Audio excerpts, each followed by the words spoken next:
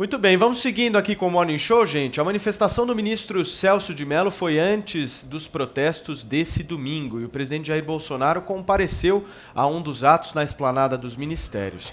Ele falou alguma coisa especial, Vini? Conta pra nós. Falou sim, Paulo. Falou que estará sempre ao lado do povo. Onde o povo quiser, ele estará lá. Agora eu queria até começar essa abordagem, Paulo, a gente já falou um pouquinho desse assunto aqui no bate-papo aqui que eu tive com o Adriles, porque esses protestos, essas manifestações começaram na noite do sábado já, quando um grupo de manifestantes se reuniu ali na Praça dos Três Poderes e marcharam rumo ao STF para justamente fazer ali críticas ao Supremo. Este grupo foi liderado pela ativista Sarah Winter, que está sendo investigada pela Polícia Federal naquele âmbito do inquérito das fake news, né?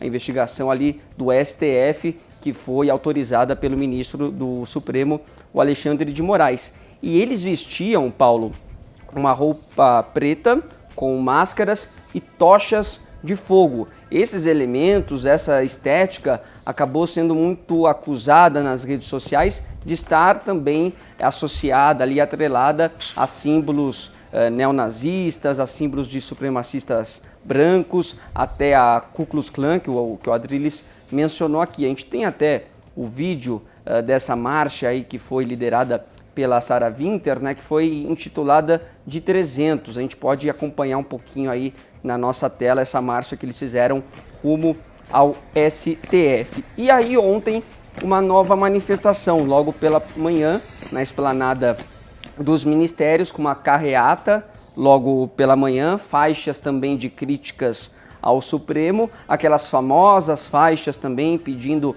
intervenção militar, e assim como é de costume, o presidente Jair Bolsonaro foi ao encontro destes manifestantes. Primeiro saiu ali de helicóptero e acenou lá do alto, depois desceu, foi até o encontro dos manifestantes, cumprimentou todos eles, e a cena que mais chamou a atenção, né, Paulo, foi a hora que o presidente Jair Bolsonaro montou num cavalo, né? Ele montou num cavalo ali e saiu acenando para os manifestantes, né, como se fosse um salvador ali, o presidente. E aí ele compartilhou este momento no Twitter e escreveu a legenda: "Estarei onde o povo estiver". E tem sido assim mesmo, né? Pelo menos lá em Brasília, onde o povo está, principalmente o povo que apoia o presidente, ele está lá ao lado deste povo. Quem se manifestou também, Paulo, agora já de forma crítica, foi o ex-ministro da Justiça e até outra hora aliado do presidente Jair Bolsonaro, o ministro Sérgio Moro. Olha só o que ele escreveu: "Tão loucos, mas ainda bem tão poucos. O único inverno chegando é o das 4 estações". Nós estamos chegando realmente no inverno, mas será que ele se referia talvez ao inverno de Game of Thrones? Não sei, depois a Paulinha pode até explicar isso aqui para a gente também. Nós tivemos manifestações em outras partes do país, como em São Paulo, no Rio de Janeiro, em Belo Horizonte. Mas aí uma curiosidade, Paulo, diferente das manifestações que nós estamos acostumados a ver todos os domingos, a manifestação de ontem nessas 3 cidades, São Paulo, Rio de Janeiro e Belo Horizonte, nós tivemos protestos a favor do governo e também tivemos protestos contra o governo. Inclusive, esses protestos contra o governo tiveram aí uma presença forte de torcidas organizadas. Aqui em São Paulo, do Corinthians, do São Paulo, do Santos, do Palmeiras. Lá em Belo Horizonte teve torcida do Atlético Mineiro, no Rio de Janeiro torcida do Flamengo, todas elas aí pedindo aí a favor da democracia, né? É um pouco curioso porque a gente não vê esse mesmo comportamento, você sabe, né, Paulo? Eu acompanho futebol nos estádios e fora dos estádios também, mas eles estavam aí pedindo a favor da democracia e indo contra esses grupos a favor do governo. E aí nessas 3 cidades, principalmente em São Paulo e no Rio de Janeiro, nós tivemos aí muito conflito, muita confusão e foi preciso a presença da polícia para intervir e para não deixar que nada mais grave acontecesse. E até eu queria saber da Paulinha, né, que ela acompanhou aí mais de perto também essas manifestações e esses conflitos, como é que aconteceu? A coisa esquentou bastante, né, Paulinha? Pois é, Vini, e agora a gente está falando aqui de dados preliminares. Tudo isso vai ser analisado pela Polícia Militar, que teve de agir aqui na cidade de São Paulo, inclusive com o uso de bombas, de efeito moral, de gás, para dispersar os manifestantes antifascistas. E o que a gente tem algumas imagens aí que vocês estão conferindo, feitas pelos nossos repórteres aqui na Avenida Paulista. Então aí já no momento de conflito, né? Então a gente teve um momento inicial ali de aglomeração desses manifestantes que, como você explicou, ligados a torcidas organizadas. A princípio parecia que ia ser alguma coisa pacífica, só que aí a gente tinha uma outra manifestação acontecendo também na Paulista de apoiadores do presidente Jair Bolsonaro e também apoiadores da abertura do comércio. Ao que explica preliminarmente a Polícia Militar, a ação da polícia teve de acontecer para que esses grupos não entrassem em conflito.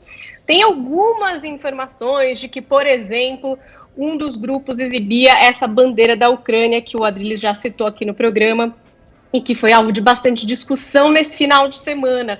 Tem um vídeo que mostra um momento de discussão aí entre apoiadores do presidente e manifestantes antifascistas. Vamos conferir um pouco do que foi trocado ali, de palavras entre eles, fora os palavrões, né? Ignorante é céu, seu ignorante!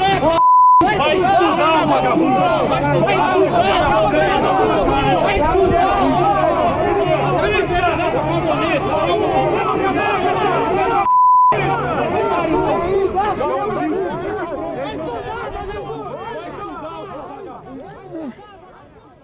Bom, aí não sei se vocês conseguiram vislumbrar a questão aí das bandeiras da Ucrânia, a bandeira com o brasão, né? Não só a bandeira de cores, tem duas versões, a que é azul e amarela, tem também essa outra ali que você vê ao fundo, que é a vermelha e preta. Então, começou também a haver uma grande discussão a respeito do uso dessas bandeiras, se isso seria de fato uma referência neonazista, se é uma provocação, o que não é.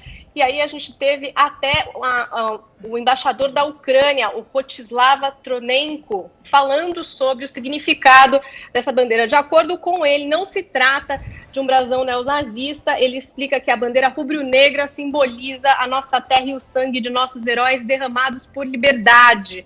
Então, abriu-se também uma discussão a respeito da apropriação de símbolos, que o que seria isso? Mais ou menos assim, de uma forma simples aqui. Se você tem um partido ultranacionalista, extrema-direita, que se apropria de um símbolo histórico, esse símbolo acaba assumindo um outro significado, e estaria aí a conotação dessa bandeira que foi adotada pelo Parvy Sector, que é uma organização paramilitar criada em 2013, que virou partido político na Ucrânia e que é, por exemplo, banida na Rússia por ser considerada neonazista e terrorista. Então aí estaria a questão dessa bandeira. Essa confusão aí na Paulista, que aparentemente começou nessa discussão, nesse encontro das duas manifestações, evoluiu para alguma coisa bastante violenta entre os manifestantes e a polícia, como a gente pode ver nas imagens.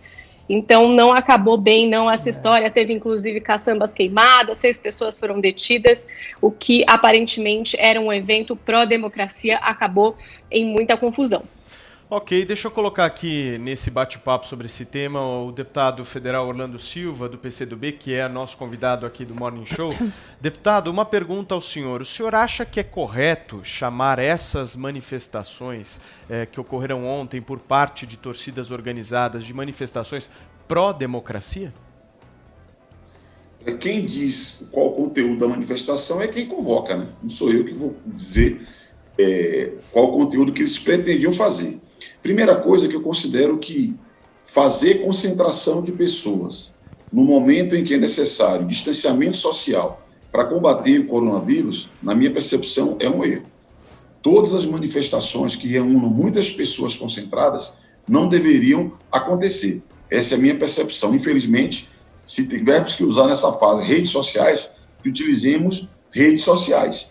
E depois que as autoridades orientarem a volta a concentrações, que se organizem concentrações, manifestações. A vida inteira eu participei de manifestação. Só que no momento crítico como esse, eu considero que nós não deveríamos fazer concentrações.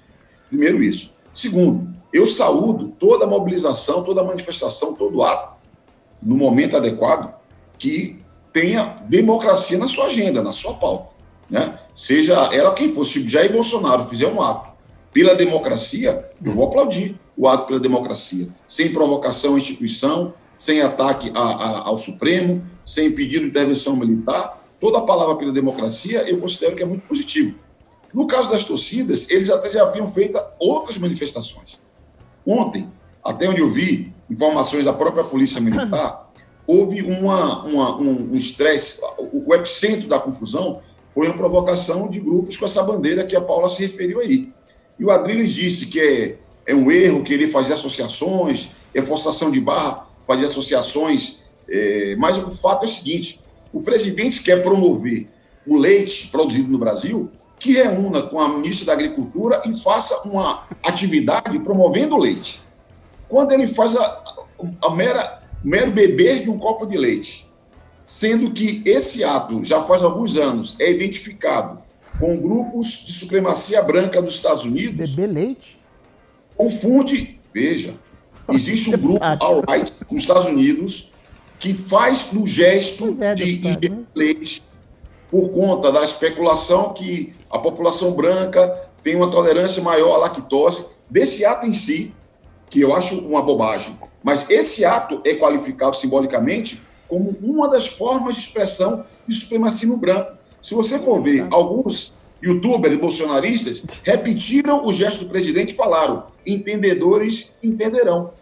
Você falou, Adriles, que é patético a Sarah Winter fazer aquela caminhada com 30 pessoas. Eu concordo contigo, mas a carga simbólica é de uma provocação brutal. Portanto, eu creio que nós deveríamos tirar de cena esses simbolismos que são provocativos e que induzem a uma radicalização. Eu lamento o encerramento do ato de ontem, lamento.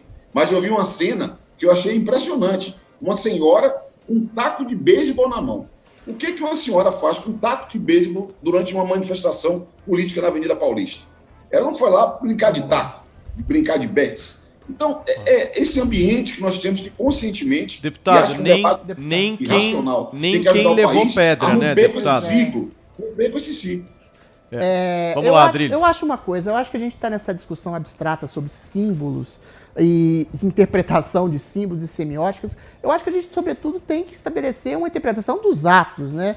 E de uma certa hipocrisia. Quando uma manifestação sai em nome da defesa da democracia, não quer dizer que ela seja democrata. Ela está se arrogando uma defesa da democracia. O que aconteceu ontem foi muito claro. Havia organizada e orquestrada e marcada uma manifestação pró-governo do Bolsonaro, que foi, de alguma forma, invadida e impedida por manifestantes que falavam em nome da democracia e agrediram pessoas, ergueram barricadas, lançaram pedras na polícia. Ou seja, uma coisa é a cafonice de um presidente num cavalo, ou o ridículo, o esdrúxulo da Sarah Winter com a passeata dos 300, com a música meio metaleira, mas é assustador uma manifestação pseudo-democrática usar de elementos fascistas de intimidação a outra manifestação que já estava pré-organizada para acontecer ali. É assustador a reboque dessa coisa em nome da democracia, gente como, por exemplo, o Felipe Neto, o youtuber queridinho da mídia progressista agora,